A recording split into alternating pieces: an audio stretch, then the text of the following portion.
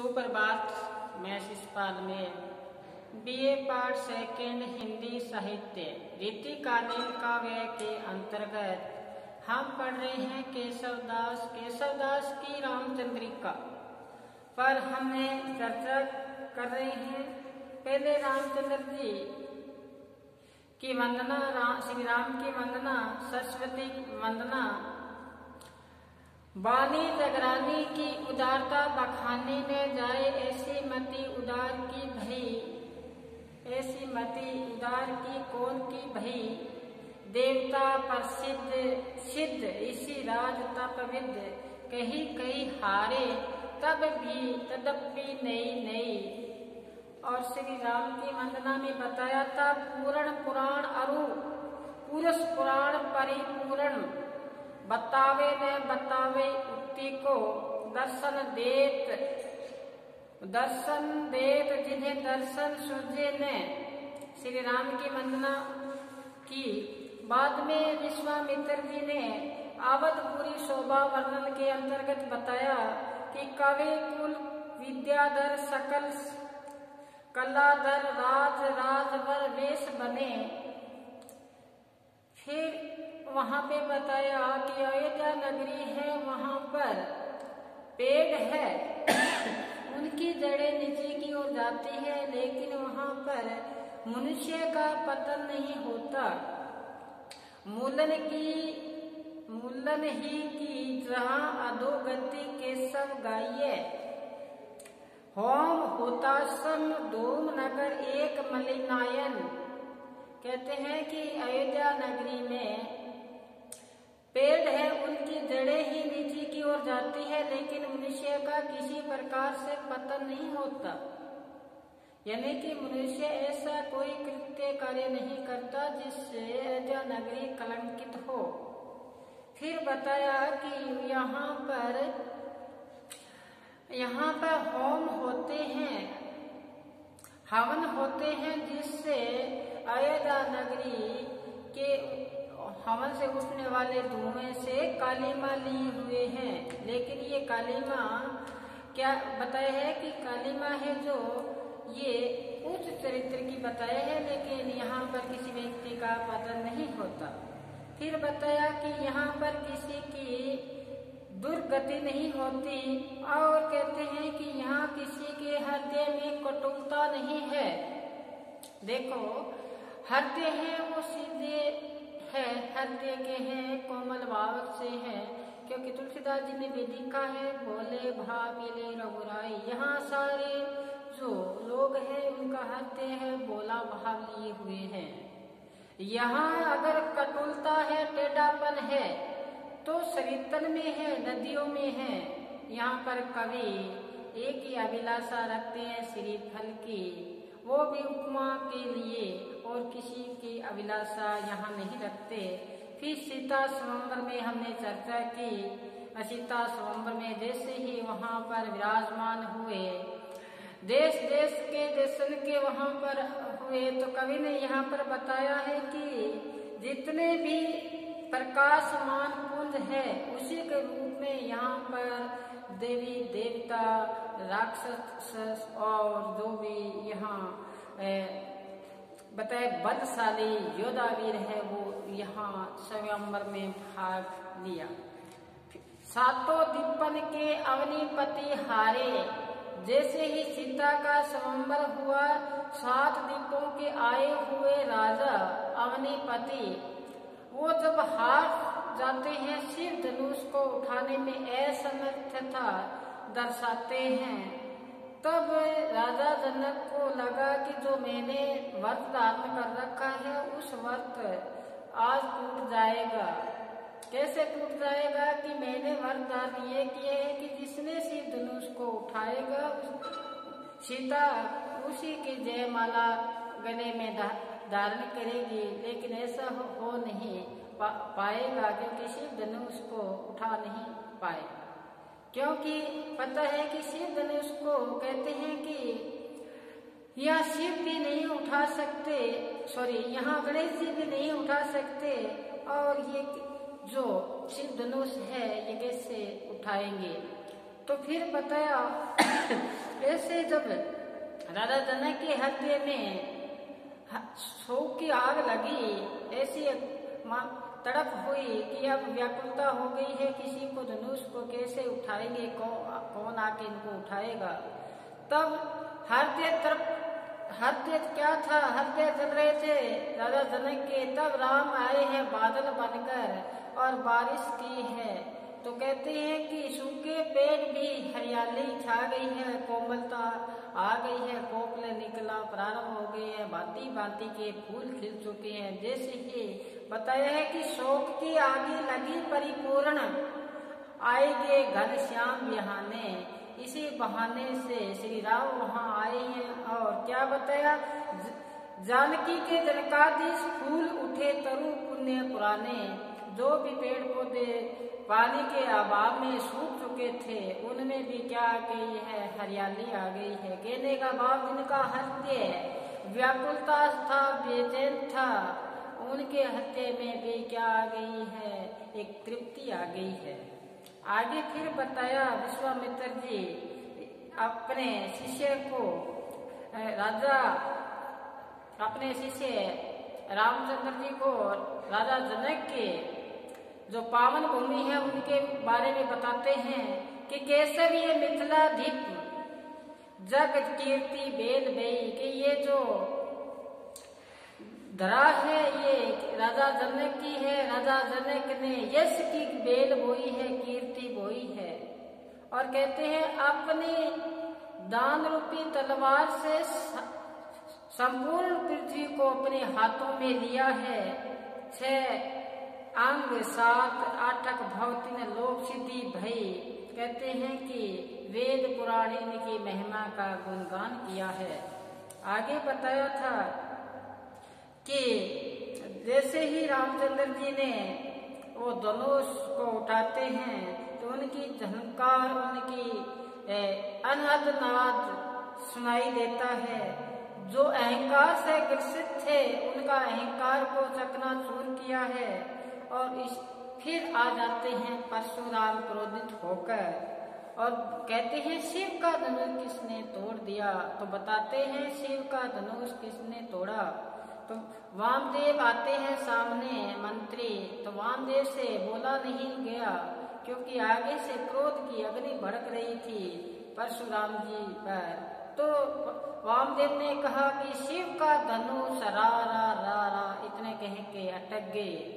तब परशुराम ने सोचा कि शिव का धनुष रावण ने तोड़ा है। तो कहते हैं परशुराम क्रोधित होकर कहते हैं जो 10 शीश सिर पर धारण कर रखे हैं वो 10 शीश को भी मैं क्या करूंगा, धड़ से अलग कर दूंगा और श्री कृष्ण और श्री राम के शिव के गले में धारण कर दूंगा।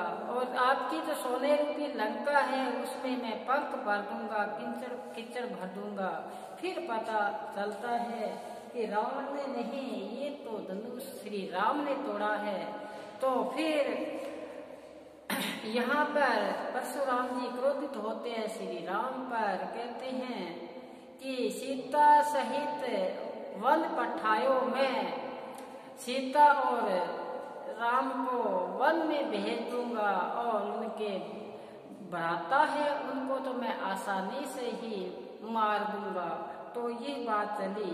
तब क्या बताया है कि समझाते हैं कि रामचंद्र जी समझाते हैं जो टूटनहार तरु वायु दिश दोष। राम कहते टूटनहार तरु वायु दिज्जत दोष। जो टूटने वाला होता है वो पेड़ टूट ही जाता है, हम वायु को क्या देते हैं, दोष। देखो जो पेड़ है हवा का थोड़ा सा झोंका आया, तेज रफ्तार हुई, पेड़ टूट जाता है। जिनकी गहरी जड़ें नहीं है वो टूट ही जाता है। तो बताया है जो टूटनहार तरु वायु दिज्जत दोष, कि अब हर को धनुष को किजत रोष। मैंने शिव का धनुष को हाथ लगाया वो टूट गया और मेरे पे आप दोष क्या दे रहे हो। फिर बताया आगे, हम पर कीजत रोज काल गति जानी न गई। बहुत महत्वपूर्ण पद है ये। कहते हैं कि जो समय है वो बलवान है। समय है क्या है? बलवान है। उसकी गति को कोई टाल नहीं सकता। देखो क्या बताया कि काल गति जानी न जाई। जो होने है वो तो होके ही रहेगी। यही बात यहाँ बताई। मिटे न मिटाई, वो मिटने पर मिटती नहीं है। और क्या कहते हैं, हम अहंकार से ग्रसित होते हैं, मत से, मान से ग्रसित होते हैं। कहते हैं अवसर पाकर तन जो तिनका होता है वो पहाड़ बन जाता है, और एक ऐसा अवसर आता है पहाड़ तिनकी की भांति बन जाता है। ये समय के बारे में बताया। आज बचपन का कोमल गात, जरा का पीला पात, 4 दिन की सुगंध चांदनी, फिर अंधकार अज्ञात। अपने समय परिवर्तनशीलता के बारे में यहाँ बताया। तो कवि ने यहाँ पर श्री राम का जो अवतार रूप यहाँ आविर्भाव होने का संकेत मिलता है ये पद से कि टूटे टूटन हार तरु वायु दिजस दोष। तो फिर परशुराम जी मानते नहीं हैं और बताते हैं कि आपका वेश है वो क्षत्रिय वीरों का सा लगता है, हाथ में धनुष ले रखे हैं, तो मेरा मन करता है कि आपसे युद्ध करूं। तब श्री राम समझाते हैं परशुराम जी को, कहते हैं हम बाल आप तो क्या हो, आप तो इस भानुकुल भृंगकुल के कमल हो, दिनेश हो, सूर्य हो। फिर बताया है, कहते सुन ज्योति सकल संसार, आपकी जो ज्योति है प्रकाश पुंज है संपूर्ण इस धरा पर है। आप अगर हमसे युद्ध किया तो आपका श्रेय है वो हम पर चला जाएगा बालकों पे, तो आप ऐसा मत करो। ऐसा कहा परशुराम जी से। तो फिर यहाँ पे शांत होते हैं। फिर राम वन में राम आगे का पद आता है, उसमें बताते हैं कि जैसे ही रामचंद्र जी अपने भ्राता लक्ष्मण और पत्नी सहित वन में जाते हैं तो ग्रामीण उनसे परिचय पूछते हैं श्री रामचंद्र जी से। तो क्या बताते हैं कि ऐसा लगा जैसे रामचंद्र जी और अपने भ्राता लक्ष्मण और सीता के साथ जा रहे हैं, तो सभी को अपनी ओर आकर्षित कर लेते हैं। एक नए अलौकिक अनुभूति होती है उन ग्रामीणों को। तो ऐसा लगा जैसे क्या बताए हैं कि विभूत श्री फल मानो शक्र साधक सिद्धि के चलो। ऐसा लगा जैसे कोई साधक अपनी तपस्या करके रिद्धि सिद्धि को प्राप्त करके अपने निश्चित स्थान पर जा रहे हो, सब कुछ प्राप्त करके कहीं जा रहे हो साधक। तो इसी प्रकार से उनको ग्रामीणों को लगा कि श्री राम है, लक्ष्मण है और माता सीता, ऐसा लगा जैसे कोई साधक अपनी रिद्धि सिद्धि प्राप्त करके अपने निश्चित स्थान पर जा रहे हो। और फिर पूछते हैं कौन पूछते हैं यहाँ पे जो ग्रामीण है उनसे रहा नहीं गया, वो पूछते हैं श्री राम से कौन हो। कहते आप कौन हो और कित ते चले, आप कहाँ जा रहे हो। और कहते हैं कित जात हो और कित काम जो, आप कौन हो, कहाँ जा रहे हो और किस काम से जा रहे हो। देखो प्रश्नों की जड़ी लगा दी है ग्रामीणों ने। तो क्या बताते हैं, कौन की दुहिता आपके साथ है, वो किसकी पुत्री है, और कौन की ये बामजू और ये किसकी स्त्री है, और किसकी ये बहू या पत्नी है। फिर बताया एक गांव रहो की साधन मित्र बखानिए, देश के कित्यो पथ पहचानिए।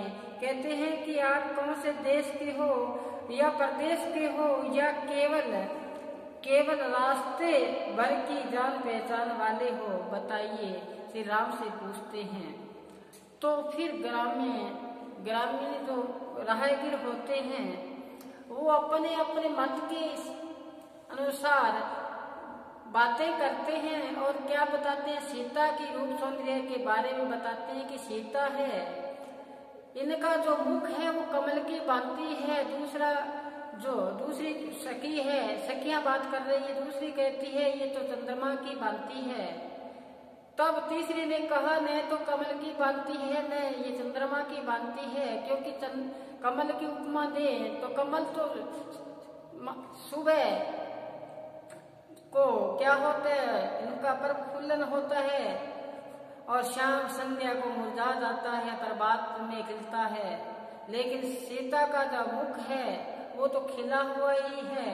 फिर दूसरे ने कहा, चंद्रमा की भांति, कहते हैं नहीं, चंद्रमा में भी 15 पक्ष घड़त बढ़त रहती है, तो चंद्रमा के समान भी कहते हैं कि इनकी तुलना नहीं कर सकते, क्योंकि चंद्रमा में भी क्या है, धब्बा है। इसलिए इनकी जो रूप सौंदर्य है सीता जी का, न तो चंद्रमा के समान है न कमल के समान है। इनका तो सौंदर्य की तुलना, इसी कोई तुलना दे हम अनुपम दें तो उनके मुख से ही दे सकते हैं। और ये उनके बताया साहित्य परंपरा में कमल और चंद्रमा उपमान के रूप में माना जाता है, लेकिन मुख सौंदर्य की उपमा ठीक नहीं लगती। मुख तो सौंदर्य लगातार देखते रहने से बेक्या नहीं होती, अंदर तृप्ति नहीं होती। फिर ये यहाँ तक हमने चर्चा की। फिर हमने चर्चा की थी भरत कैकेयी का संवाद। भारत कैकेयी का संवाद हमने यहाँ चर्चा की कि बात आता है, अपनी माता कैकेयी से पूछता है। देखो कैकेयी कैसा लिखा है, शुद्ध रूप देख लेना। और इनका संवाद आता है तो क्या पूछते हैं, माता से कैकेयी से बात आते हैं, पूछते हैं कि मातु कहाँ नृप, क्या कहा, मातु कहाँ नृप, नृप का से राजा, क्या बताया है, मातु कहाँ नृप। तो क्या बताते हैं देखना, कहाँ नृप, तो बताते हैं तात गे सुर लोक ही, तात गे लोक ही। कहते हैं पिता कहाँ है, राजा दशरथ कहाँ है। किससे पूछते हैं, भरत पूछते हैं कैकेयी से। तो बताते हैं, कैकेयी कहते हैं आपके पिता सुर लोक गए हैं, वो क्या मृत्यु को प्राप्त हो गए हैं, सब लोग चले गए हैं। तो क्या कहते हैं, क्यों सुत लोक गए, क्यों, फिर कहते क्यों गए। तो बताया है आगे, कहते सुत शोक ले, सुत शोक ले। कहते हैं कि अपने बेटे का क्या नहीं कर पाए, बिच्छो सहन नहीं कर पाए, इसलिए वो तो स्वर्ग को प्राप्ति हो गई उनकी, वो तो स्वर्ग लोक चले गए हैं। तो कैकेयी ने उत्तर दिया। तो फिर भरत की जो प्रश्न किया उनकी तृप्ति नहीं हुई, फिर पूछते हैं सुत कौन सु, देखना सुत कौन सु, सुत कौन सु। आगे बताया है राम कहाँ है अबे, राम कहाँ है अबे। आगे फिर बताते हैं अबे, वन लक्ष्मण सिए समेत गए, वन लक्ष्मण सिए समेत गए। बताया कि माता पिता कहाँ है, तो कहते हैं स्वर्ग लोग चले गए हैं। कहते हैं क्योंकि, कहते हैं कि अपने बेटों का बिछो वह सहन नहीं कर पाए, इसलिए। अब फिर प्रश्न पूछा भरत ने कि बेटा कौन, बेटा कौन, तो बताते हैं राम, राम। तो पूछते हैं राम कहाँ है, राम कहाँ है अबे, अब कहाँ है राम। कहते हैं कि वन में चले गए, लक्ष्मण सीता समेत गए। राम लक्ष्मण और सीता के साथ कहाँ गए हैं? लक्ष्मण के साथ गए हैं। अब देखो, राजा दशरथ जब अपने बेटों का क्या नहीं कर पाए, वियोग जब इनका विछड़न हुआ, वियोग सहन नहीं कर पाए और ये चले गए। कहते हैं एक जनश्रुति आती है, तो कहते हैं ये राजा दशरथ जब अपने वन में आखेट खेल रहे थे, उस समय क्या हुआ कि अपने माता पिता को यात्रा करवाने, तीर्थ यात्रा करवाने के लिए कौन जाते हैं? श्रवण जाते हैं। अपने अंधे माता पिता को तीर्थ यात्रा पर श्रवण जाते हैं। तीर्थ यात्रा पर जाते हैं श्रवण, तो जैसे ही पानी में मटका को डुबाया जाता है, उसी समय आवाज होती है। राजा दशरथ को लगा कोई मेरे या कोई शिकार है, तो तीर छोड़ देते हैं और तीर जाके श्रवण के लगता है और उसी समय श्रवण के प्राण चले जाते हैं। तब ये आते हैं और देखते हैं ये तो अनर्थ हो गया। राजा दशरथ ने सोचा अनर्थ हो गया। तब पानी का वही घड़ा लेके श्रवण के पास जाते हैं दशरथ। तब वो कहते हैं, श्रवण के माता पिता कहते हैं मेरे बेटे नहीं हो आप। फिर समझाया बुझाया, फिर कहा कि मेरे हाथों से उनका वध हो गया, तो फिर श्राप दे देते हैं कि आपको भी अपने अंतिम समय में अपने बेटों का विछोह सहन करना पड़ेगा और बेटों का और आपके जब आपको मृत्यु को प्राप्त होंगे तो आपके बेटे आपके पास नहीं होंगे। ये जैसे ही कर्मों का संजोग है, आगे से आगे चलता जाता है। और कहते हैं ना कि जन्म जन्म की खता पुरानी, कहते हैं जन्मों जन्मों के हमारे ये पाप पुण्य कर्म किए होते हैं, उनकी सजा भुगतनी पड़ती है। यही यहाँ पे बताया है। ये एक जनश्रुति के में आता है, ऐसा सुना है, ऐसी बात है। तो अपने से पाठ्यक्रम में नहीं है, लेकिन अपने सब ज्ञान करने के लिए जरूरी था। तो बताया कि फिर ये प्रश्न करते हैं भरत जी, क्या कहते हैं कि सुत कौन सो? कहते राम कहाँ है? कहते हैं लक्ष्मण सिंह समेत गए। फिर कहते हैं वन काज कहाँ गई? वन काज कहाँ कही? कहते किस काम वहां वन गए हैं? फिर प्रश्न किया किस काम वन वहां गए हैं? कहते हैं केवल मोह सुख। देखो, केवल मोह सुख। कहते मेरे सुख के लिए लक्ष्मण सिंह समेत गए, मेरे सुख के लिए राम लक्ष्मण और सीता गए हैं। तो कहते हैं टोको का सुख या में टोको कहाँ सुख या में वे? कहते आपको सुख कहाँ मिला? आपको किस प्रकार से सुख मिला? तो कहते हैं तुमको प्रभुता। देखो, तुमको प्रभुता, आपको राज मिले। आपको क्या मिले? राज मिले। तो कहते हैं धिक तो को, देखो धिकार दिया यहाँ पे, क्या कहा है? धिक तो को, आपको धिकार है। ऐसी माता को क्या है? ऐसी माँ को धिकार है जो अपने ही स्वार्थ के लिए मेरे बड़े भ्राता को आपने लक्ष्मण सिंह समेत वन में भेज दिया। कहा अपराध से ग्रोह नहीं। कहते हैं जो आपने अपराध किया है इसका सुख आपको स्वर्गलोक में भी नहीं मिलेगा। तो ये प्रश्न और उत्तर का कर्मिक वर्णन का जो यहाँ दर्शनीय है वो अतुलनीय है, कवि केशव ने यहाँ बताया है। तो आज बस हम यहीं तक पढ़ेंगे। कल पढ़ेंगे पंचवटी वर्णन। पंचवटी वर्णन पर हम चर्चा करेंगे, तो आप उनको एक बार जरूर पढ़ना। आज बस इतना ही। घर पर रहें, सुरक्षित रहें, पढ़ते रहें। धन्यवाद।